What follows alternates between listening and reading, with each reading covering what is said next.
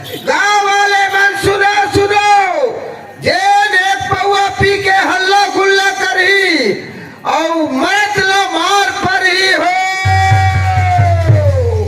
जे एक बोतल कहूँ पी के कोनो जग भाई इज्जत छिटिया रही, बोल भाई इज्जत घर तक सरपंच के भैंसा गाड़ी में घुमराया जाएगा हो। अब एक पौआ पीला धुन बाटल पीला फैसला कर रहा हो।